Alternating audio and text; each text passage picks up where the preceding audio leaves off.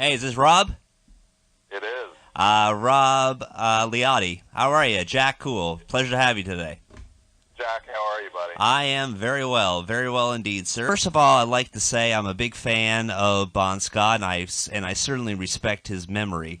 Um, my to my understanding, you're working on the screenplay for a documentary called Bon Scott: The Legend of AC/DC. What made you want to start this project? Well, that is all most correct. The original, I think, premise of the screenplay was going to be designed as a docudrama and has since transpired or transformed itself into a biopic. So the kind of the documentary portion that was planned throughout the dramatic portrayal has been dropped, in as much as to maybe give it a more cinematic look as opposed to docudrama. So that has changed at this point in time. So basically, just a format change to just to give it a more cinematic look. Hopefully, be a little more entertaining and less documentary style. Oh, awesome, awesome. I understand the tribute band is called TNT, which is many of the songs Bon Scott sang with AC/DC, besides Dirty Deeds, Jailbreak, Shot Down in Flames, Right On. What made you want to play the leading role as Bon Scott? Well, really, it was a matter of being cast for the role. I really became known as a musician, and that's where I kind of got my name from. But and that it took me in the direction of getting involved. Like you, I've been a fan of AC/DC for a long time, and certainly of Bon Scott. And I just happened to have had the ability to. I don't think mimic is the right word. I just had that register of voice, that tenor voice, and for whatever reason, when I began to sing back those songs, it just sounded incredibly like Bon Scott. And I've told this story a few times, but it's kind of interesting. I was playing in a band that was unnamed at the time, and I had a flat at that time, and I had our band PA was my stereo in my flat, and back in the days when PAs were big, so this wall was just really speakers and a turntable and some electronic equipment, I think an EQ and a power amp and so forth, and digital delay. So it was really cool. That was like the showpiece of the flat, but I know I was getting ready for rehearsal one day, and we were playing a lot of cover songs like ZZ Top and a lot of the southern rock that was prevalent at the time, and Nugent, and some cool stuff, back in the '80s. And the lead guitar player had come to pick me up, and I was the bass guitarist and backing vocalist at the time. And I remember my friend had bought me the High Voltage album, and I was inside, and I was just belting out Livewire, just waiting on him. And apparently he was standing outside the door when I was singing the song, and I heard a bang on the door, and I flung open the door, and I said, "Hey, man, I'm ready." He goes, "Yeah, you're ready. You're the new singer." Whoa, awesome. Yeah, it was kind of a cool story, but that's really how it happened. And then we and bands that I played with back at that time, a band called Teaser, a band called Malice, they took advantage of the fact that I could sing AC/DC, so it had always been, a pretty big novelty to be able to pull that off. And, anytime that I'm in a place, and I don't do it as often anymore, but anytime that I'm in a place where there's music and somebody, knows I'm in the crowd or wherever, and they call me up to knock out some AC/DC, I mean, it just, the place goes wild, which is always great. That's always a lot of fun.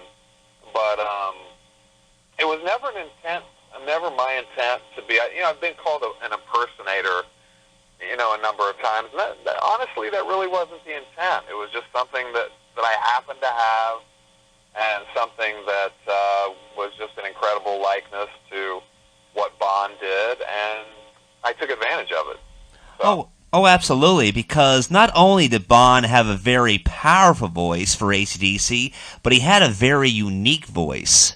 Yes, yes, no question about it. I know that, and I don't know a lot of the history about it. I know his former wife. I think she had just written a book, which I have not read. Irene Thornton, and I think she made note in the book that Bon obviously was in a motorcycle accident. I think a lot of his fans know that.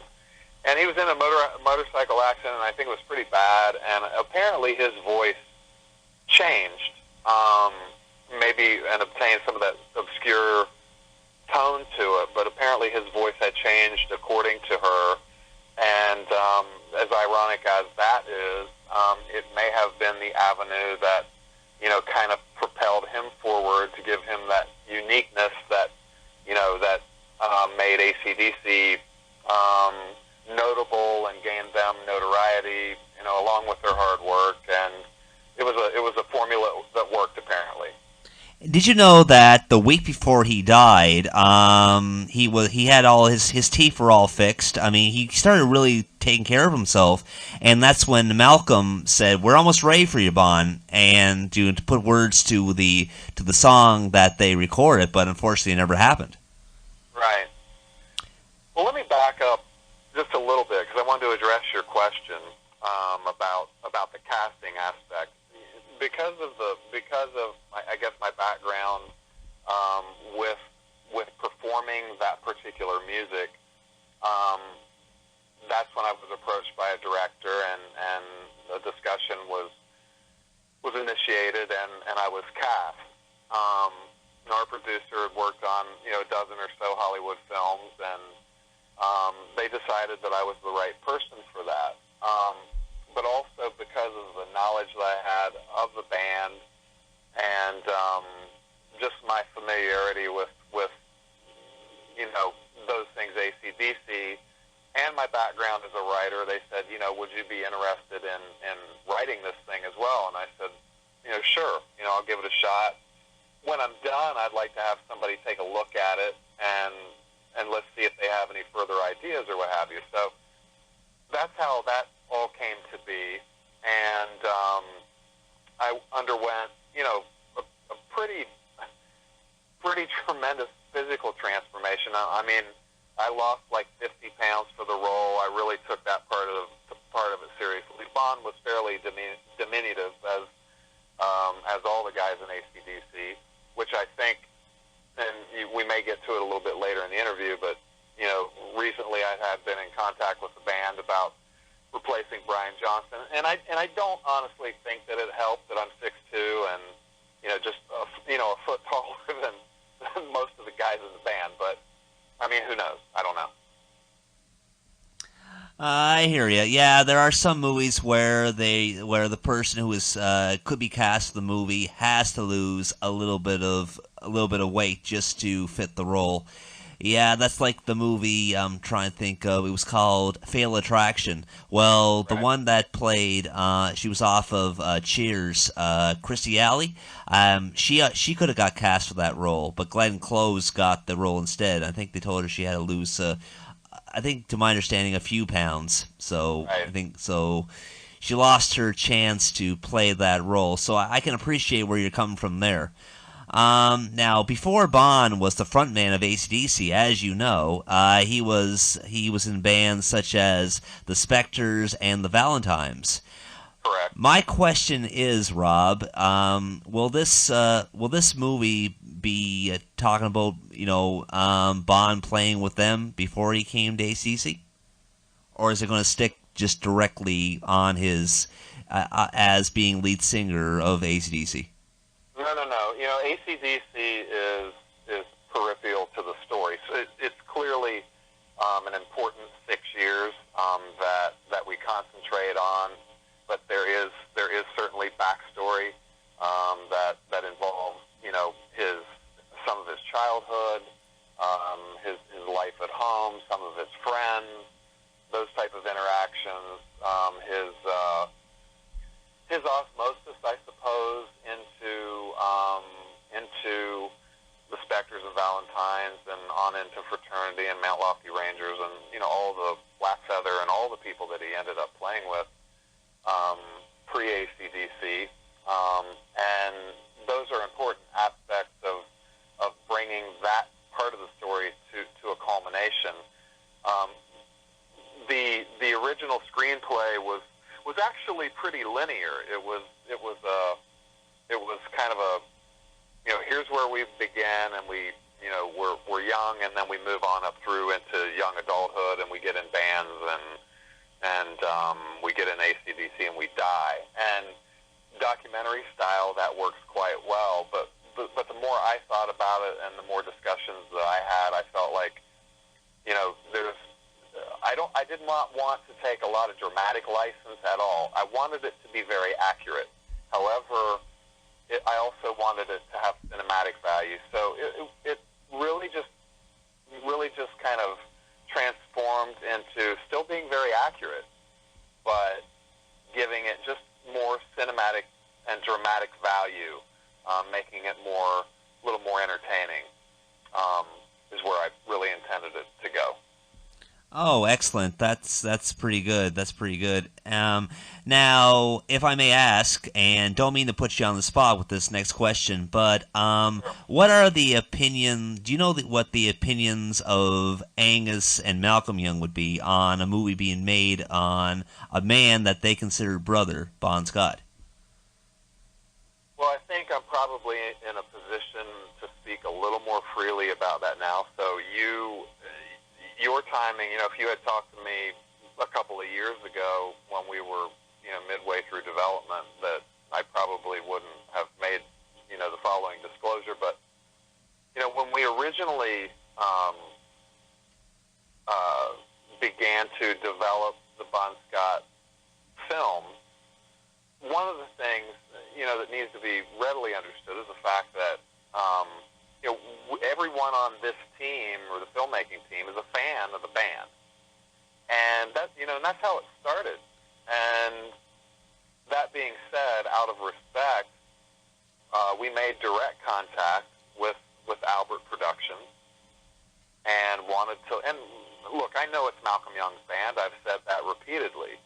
And I thought it was proper to show him the respect, and their management company and their label, the respect of saying, look, here's what we intend to do. We would welcome your participation, although not expected. We would like to license music, if possible, but not expected.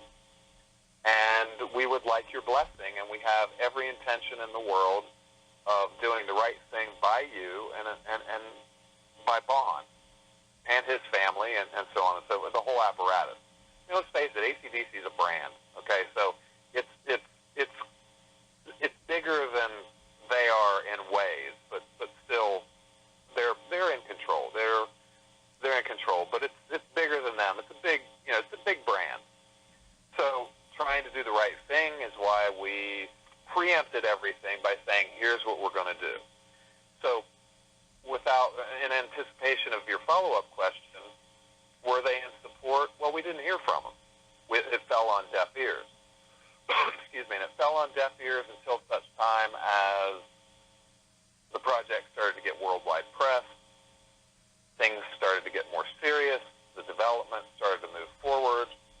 And then they saw, excuse me, saw that this may, this is probably on its way to happening. Pleasure, and I hope we do this again sometime. Me too, my friend. I appreciate it, and wish the best to all your listeners, and wish you the best as well, my friend. Thank you, Rob. Take care, friend.